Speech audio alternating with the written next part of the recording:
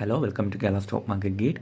അപ്പോൾ അടുത്ത വീക്കിലെ നിഫ്റ്റിയുടെ അനാലിസിസും സ്വിംഗ് ട്രേഡിന് എന്തെങ്കിലും സാധ്യതയുള്ള സ്റ്റോക്സിനെ കുറിച്ചാണ് നമ്മൾ ഡിസ്കസ് ചെയ്യാൻ വന്നത്. സോറി, ഇപ്പോൾ വീഡിയോ ഇന്ന് വൈകിട്ടുണ്ട്, ഫീവറാണ്, അതുകൊണ്ടാണ് വീഡിയോ വൈകിയത്. സോ എല്ലാവർക്കും അത് മനസ്സിലാവുമെന്ന് വിശ്വസിക്കുകയാണ്. അപ്പോൾ ഓക്കെ, നമുക്കിന്ന് നിഫ്റ്റിയുടെ ഒരു പൊതുവായിട്ടുള്ള ഒരു മാർക്കറ്റ് സെൻറ്റിമെൻറ്റ്സ് എന്ന് പറഞ്ഞാൽ ടോട്ടലി ഒരു ഡൗൺ ട്രെൻഡാണ്. നിങ്ങൾക്കറിയാം, മാർക്കറ്റ് ഒരു ലോവറിലോ തന്നെ വരാനുള്ള ശ്രമം നടത്തുകയാണ് മാർക്കറ്റ്. ഇപ്പോൾ ലാസ്റ്റ് ഡേ ക്ലോസിൽ നോക്കിയാലും ഭയങ്കര വീക്ക്നെസ്സാണ്. നിങ്ങൾ നോക്കി, ഈ ഒരു ഫസ്റ്റ് സപ്പോർട്ട് റേഞ്ച് മുകളിൽ 24,230 ആയിരുന്നു, അത് ബ്രേക്ക് ചെയ്തു. അതിൻ്റെ മാർക്കറ്റ് അടുത്ത ലോ, ഈ ഒരു സ്വിംഗ് ലോ ബ്രേക്ക് ചെയ്ത് അടുത്ത ഒരു ഡൗൺ ട്രെൻഡിനുള്ള സൂചനയാണ് തരുന്നത്. നമുക്ക് മേജർലി നിഫ്റ്റി ഹോൾഡ് ചെയ്യാൻ സാധ്യതയുള്ള സപ്പോർട്ട് എന്ന് പറഞ്ഞാൽ 24,434 ആണ്. ആൻഡ് രണ്ടാമത്തെ സപ്പോർട്ട് 23,904 ആണ്. നിഫ്റ്റി ഹോൾഡ് ചെയ്യാൻ സാധ്യതയുള്ള സപ്പോർട്ട്. മേ ബി 1-2 ദിവസം നിഫ്റ്റി റിക്കവർ ചെയ്യാനുള്ള ശ്രമം നടത്താറുണ്ട്. മേ ബി ഇവിടെ നിന്ന് റിക്കവർ ചെയ്യാനുള്ള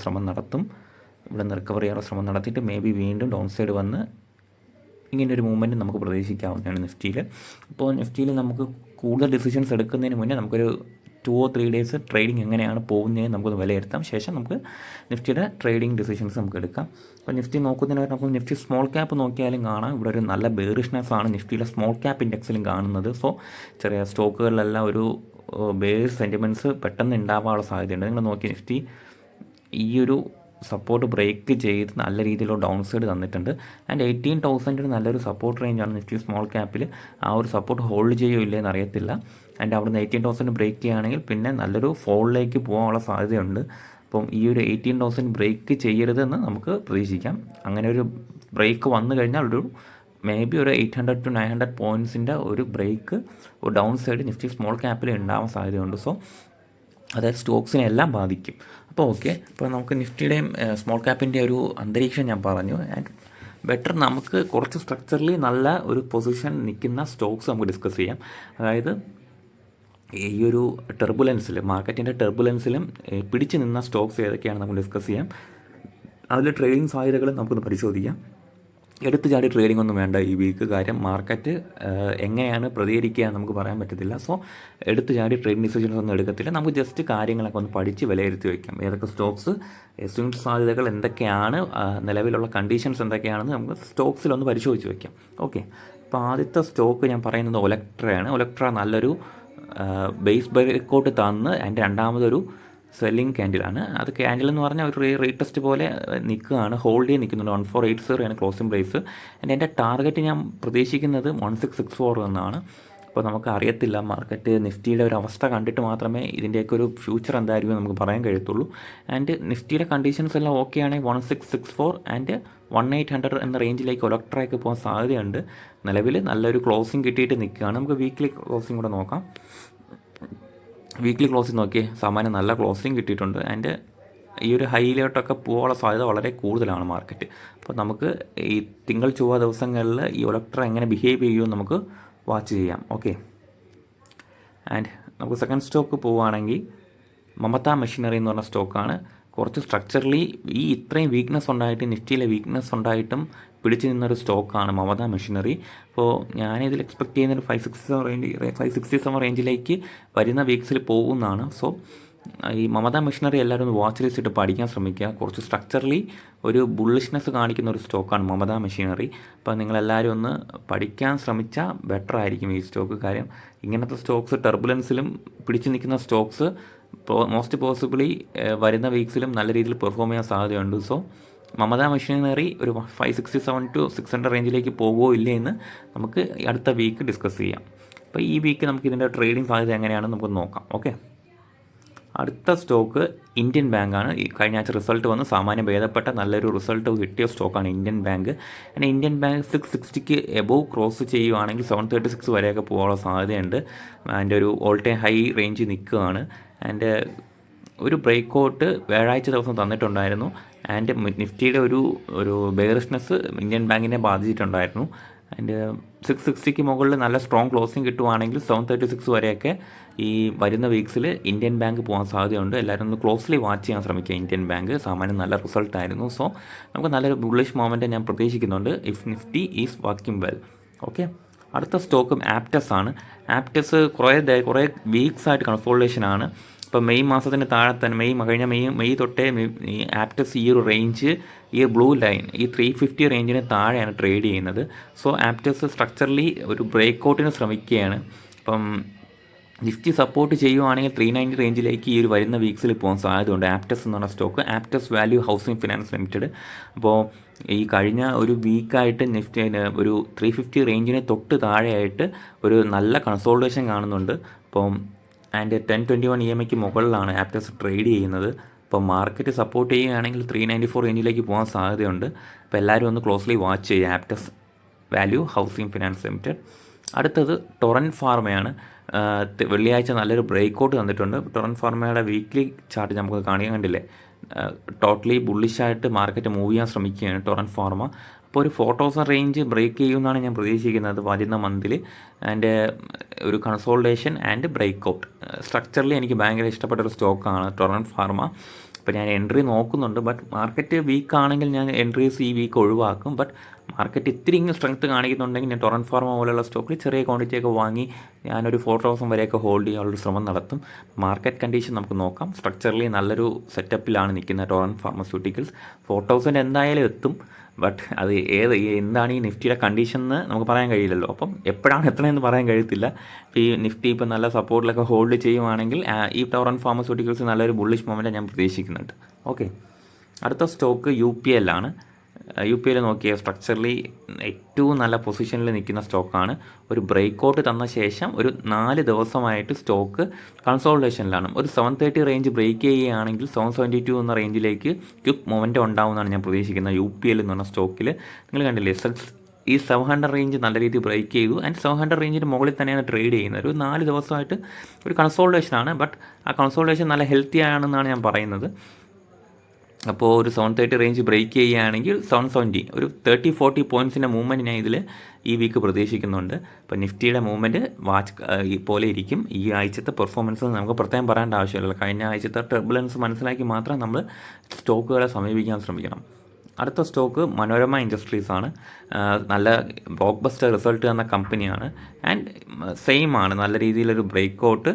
ആൻഡ് നിങ്ങളിവിടെ കൊണ്ട് ഇതിൽ മനോരമ ഇൻഡസ്ട്രീസിലൊക്കെ സപ്പോർട്ട് റേഞ്ചിൽ വന്ന ബുള്ളിഷ് ഒരു എൻഗൾഫിംഗ് ക്യാൻഡിൽസ് വന്നാണ് ഈ സ്റ്റോക്ക് മൂവ് ചെയ്തിട്ടുള്ളത്. നിങ്ങൾ നോക്കിയാൽ ഈ സ്റ്റോക്ക് ഒരിക്കൽ ബ്രേക്ക് ഔട്ട് ചെയ്തു, ഫെയിലായി. ആൻഡ് ഇവിടെ ഒരു ബുള്ളിഷ് എൻഗൾഫിംഗ് ക്യാൻഡിൽ വന്നു. ശേഷം മാർക്കറ്റ് വീണ്ടും അപ്സൈഡ് പോയി കൺസോൾട്ടേഷൻ തന്നു, ഒരു ബ്രേക്ക് ഔട്ട്. വീണ്ടും ഈ സ്റ്റോക്ക് ഒരു 1615 എന്നുള്ള റേഞ്ചിൽ ഒരു 5-6 ഡേയ്സ് ആയിട്ട് കൺസോൾട്ടേറ്റ് ചെയ്യുകയാണ്. ആൻഡ് എബോവ് 1615 നല്ലൊരു മൊമെൻറ്റം നമുക്ക് പ്രതീക്ഷിക്കാം. ഒരു 1800 റേഞ്ചിലേക്കൊക്കെ സ്റ്റോക്ക് പോകാനുള്ള സാധ്യത ഞാൻ കാണുന്നുണ്ട്. ഇപ്പം നാളത്തെ ട്രേഡിംഗ് ഡേയിൽ ഇപ്പം നല്ലൊരു റിസൾട്ടും കൂടെ ആയതുകൊണ്ട് സ്റ്റോക്ക് നല്ല രീതിയിൽ പെർഫോം ചെയ്യാൻ സാധ്യതയുണ്ട്. നമുക്ക് ക്ലോസ്ലി വാച്ച് ചെയ്യാം മനോരമ ഇൻഡസ്ട്രീസ്. ഓക്കെ, അടുത്ത സ്റ്റോക്ക് ജക്സൺ പാൽ ഫാർമസ്യൂട്ടിക്കൽസ് ആണ്. ഒരു കൺസോൾട്ടേഷൻ ബ്രേക്ക് ഔട്ട് അല്ല ട്രെൻഡ് ലൈൻ ബ്രേക്ക് ഔട്ട് നടന്നിട്ടുണ്ട് ഈ സ്റ്റോക്കിന്. ആൻഡ് ഈ സ്റ്റോക്ക് 263 റേഞ്ചിലാണ് ഇപ്പോൾ ട്രേഡ് ചെയ്യുന്നത്. ഒരു 300-325 റേഞ്ചിലേക്ക് ഈ സ്റ്റോക്ക് മൂവ് ചെയ്യാനുള്ള ഒരു സ്ട്രെങ്ത്ത് മാർക്കറ്റിൽ കാണിക്കുന്നുണ്ട്. അപ്പോൾ വെള്ളിയാഴ്ചത്തെ ട്രേഡിംഗ് ഡേയിൽ ഞാൻ ഇത് ക്ലോസ്ലി വാച്ച് ചെയ്യായിരുന്നു. മാർക്കറ്റ് നല്ലൊരു ബുള്ളിഷ് ക്യാൻഡിൽ തന്നു, 270ക്ക് മുകളിൽ ട്രേഡ് ചെയ്തിരുന്നു. ബട്ട് ഒരു വീക്ക്നെസ് ഉണ്ടായി, മാർക്കറ്റ് വീണ്ടും ഡൗൺ സൈഡ് കാണിക്കുകയാണ്. ബട്ട് എപ്പോഴും ട്രെൻഡ് ലൈനിന് മുകളിലാണ്. നമുക്കൊരു 320 റേഞ്ചിലേക്കൊക്കെ ഈ സ്റ്റോക്ക് ജക്സൺ ഫാർമ വരുന്ന വീക്സ് ഉറപ്പായിട്ടും പോകും. അപ്പോൾ ഈ മാർക്കറ്റ് ഓക്കെ ആണെങ്കിൽ ഈ സ്റ്റോക്കിൽ ഞാൻ ഉറപ്പായിട്ട് ഞാൻ 325 റേഞ്ച് വരെയൊക്കെ പോകുമെന്ന് ഞാൻ വിശ്വസിക്കുന്നുണ്ട്. അപ്പം ഇതെൻ്റെ സ്റ്റഡി പർപ്പസിന് വേണ്ടി ഞാൻ കൺസിഡർ ചെയ്ത് വച്ചിരിക്കുന്ന ഒരു സ്റ്റോക്ക് കൂടെയാണ് ജക്സൺ പാൽ ഫാർമസ്യൂട്ടിക്കൽസ്. അപ്പോൾ നിങ്ങൾ ഈ സ്റ്റോക്കിനെ കുറിച്ചൊന്ന് പഠിക്കാൻ ശ്രമിക്കുക. ഓക്കെ, അടുത്ത സ്റ്റോക്ക് ശ്യാം മെറ്റാലിക്സ് ആണ്. എന്താ പറയുക, നമുക്കിപ്പോൾ ഉള്ളതിൽ ഒരു A ക്ലാസ് സെറ്റപ്പ് എന്ന് പറയുന്ന ഒരു സ്റ്റോക്ക് കൂടിയാണ് എൻ്റെ ഒരു എന്താ പറയുക, നമ്മൾ മാക്സിമം ഒരു എഫേർട്ട് എടുത്ത് പഠിച്ചിട്ട് എന്താ പറയുക ഈ സ്റ്റോക്ക് നല്ല മൊമെൻറ്റം കിട്ടുമെന്ന് നമ്മൾ പ്രതീക്ഷിക്കത്തില്ലേ. അപ്പോൾ അങ്ങനത്തെ ഒരു സ്റ്റോക്കാണ് ശ്യാം മെറ്റാലിക്സ് ആൻഡ് എനർജീസ്. അപ്പോൾ 1071 റേഞ്ചിലേക്കൊക്കെ ഒരു മൊമെൻറ്റം ഞാൻ പ്രതീക്ഷിക്കുന്നുണ്ട്. എനിക്ക് സ്ട്രക്ചറലി നല്ല ഇഷ്ടപ്പെട്ടൊരു സ്റ്റോക്കാണ്. ബ്രേക്ക് ഔട്ട് തന്നു ആൻഡ് ബ്രേക്ക് ഔട്ടിൻ്റെ മുകളിൽ ഒരു ഫോളോ അപ്പ് ക്യാൻഡിൽ തന്നിട്ടുണ്ട്. അതുകൊണ്ടാണ് ഞാൻ പറഞ്ഞത് മാക്സിമം എഫേർട്ട് എടുത്തത് നമുക്കിപ്പം പറയാം നമ്മുടെ ഒരു ഫേവറേറ്റ് സ്റ്റോക്കായിട്ട് വെച്ചേക്കുന്നത് ശ്യാം മെറ്റാലിക്സ് ആണ്. കാര്യം ബ്രേക്ക് ഔട്ടിന് മുകളിൽ ഒരു ഫോളോ അപ്പ് ക്യാൻഡിൽ തന്നുകൊണ്ടാണ്. ആൻഡ് 1071 റേഞ്ചിലോട്ടൊക്കെ പോയാൽ നല്ലൊരു സാധ്യതയുണ്ട്. നമുക്കിവിടെ നോക്കുകയാണെങ്കിൽ അറിയാം, ഒരു 929 മുകളിൽ ട്രേഡ് ചെയ്യണം. ഈ സ്റ്റോക്ക് 929 താഴെയാണ് ട്രേഡ് ചെയ്യണമെങ്കിൽ വീണ്ടും ഒരു ഡൗൺ സൈഡ് വന്ന് ഒരു കൺസോൾട്ടേഷൻ ചെയ്തിട്ടേ ഈ സ്റ്റോക്ക് പോകത്തുള്ളൂ. മറിച്ച് ഈ 920 മുകളിൽ ട്രേഡ് ചെയ്യുവാണെങ്കിൽ ഒരു മൊമെൻറ്റം നമുക്കുണ്ടാവും. 1070, 1100 റേഞ്ചിലോട്ടൊക്കെ ഒരു മൊമെൻറ്റം ശ്യാം മെറ്റാലിക്സ് എന്ന സ്റ്റോക്കിൽ ഞാൻ പ്രതീക്ഷിക്കുന്നുണ്ട്. അപ്പോൾ നിങ്ങൾ നല്ല രീതിയിൽ ഈ സ്റ്റോക്കിനെ കുറിച്ച് നിങ്ങൾ സ്വയം രീതിയിൽ അനലൈസ് ചെയ്തൊന്ന് പഠിക്കാൻ ശ്രമിക്കുക. അത് ഗുണം ചെയ്യുമെന്നാണ് ഞാൻ വിശ്വസിക്കുന്നത്. ഓക്കെ, അടുത്ത സ്റ്റോക്ക് സായി സിൽക്സ്. കലാമന്ദിർ എന്ന് പറയും. സായി സിൽക്സ് എന്നാണ് എൻ്റെ പേര്. സോ ഈ സ്റ്റോക്കിൻ്റെ മൊമെൻറ്റം നല്ല രസകരമായിട്ടുള്ള മൊമെൻറ്റമാണ്. നിങ്ങൾ കണ്ടില്ലേ, ഈ ഒരു ബേസിൽ നിന്നാണ് ബ്രേക്ക് ഔട്ട് ചെയ്തത്. ഈ ബ്രേക്ക് ഔട്ട് ചെയ്ത ശേഷം ഈ സ്റ്റോക്ക് എന്ത് സമയം 1, 2, 3, 4 മോസ്റ്റ്ലി ഒരു 10 ഡേയ്സ് എടുത്തു റീടെസ്റ്റ് ചെയ്യാൻ. ആ റീടെസ്റ്റ് ചെയ്തതിന് ശേഷം ഒരു ക്യുക്ക് മൊമെൻറ്റമാണ് ഉണ്ടായത്. എത്ര മൊമെൻറ്റമാണ് ആ റീടെസ്റ്റിന് ശേഷം ഉണ്ടായത് നിങ്ങൾ നോക്കിയേ. ബയേഴ്സിൻ്റെ ഇൻട്രസ്റ്റ് ഭയങ്കരമായിട്ട് കൂടി. അതായത് ഈ വരുന്ന ഡേയ്സ് പിന്നെ 25% മൂവ്മെൻറ്റ് ഒരു റീടെസ്റ്റിന് ശേഷം ഈ ഒരു ബേസ് ബ്രേക്കൗട്ടിൻ്റെ റീടെസ്റ്റിന് ശേഷം ഉണ്ടായിട്ടുണ്ട്. സോ കലാമന്ദിർ ഞാൻ വീണ്ടും ഒരു എന്താ പറയുക മൊമെൻറ്റം എക്സ്പെക്റ്റ് ചെയ്യുന്നുണ്ട്. 260 റേഞ്ചിലോട്ടൊക്കെ ഈ സ്റ്റോക്ക് മൂവ് ചെയ്യാൻ സാധ്യതയുണ്ട്. അപ്പോൾ ഞാൻ വീണ്ടും ഒരു റീടെസ്റ്റിന് വേണ്ടി വെയിറ്റ് ചെയ്യാൻ പോവുകയാണ്. നല്ല റേഞ്ചിൽ ഈ ഒരു ട്രെൻഡ് ലൈനിലൊക്കെ 160 റേഞ്ചിലോട്ടൊക്കെ കിട്ടിയാൽ ഞാനൊരു 260 റേഞ്ചിലോട്ടൊക്കെ ഈ സ്റ്റോക്ക് നമുക്ക് റൈഡ് ചെയ്യാൻ കഴിയുമെന്നാണ് എൻ്റെ വിശ്വാസം. അപ്പം മറിച്ച് ചിലപ്പോൾ ഈ സ്റ്റോക്ക് മൊമെൻറ്റം കയറി 216 വരെയൊക്കെ ഫസ്റ്റിലെ പോയെന്നും ഇരിക്കാം. ബട്ട് മാക്സിമം നമ്മൾ നോക്കേണ്ട എന്താ, നമുക്ക് മാക്സിമം ലോവർ ലെവൽസിൽ സ്റ്റോക്ക് ആഡ് ചെയ്യാൻ കഴിഞ്ഞാൽ അത്രയും നല്ലത്. അപ്പോൾ നമുക്ക് സായി സിൽക്സ് കലാമന്ദിർ എന്നുള്ള സ്റ്റോക്ക് എല്ലാവരും ഒന്ന് പഠിക്കാൻ ശ്രമിക്കുക. ഓക്കെ, അടുത്ത stock Syrma STS ടെക്നോളജിയാണ്.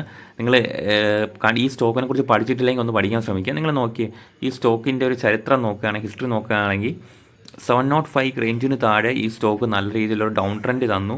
And down ട്രെൻഡിന് ശേഷം മാർക്കറ്റ് എവിടെയൊക്കെ വീണ്ടും ആ ഒരു റേഞ്ചിലേക്ക് നല്ലൊരു ബുള്ളിഷ് മൊമെൻറ്റം തന്നു ഈ സ്റ്റോക്ക് മൂവ് ചെയ്യാൻ ശ്രമിച്ചിട്ടുണ്ട്.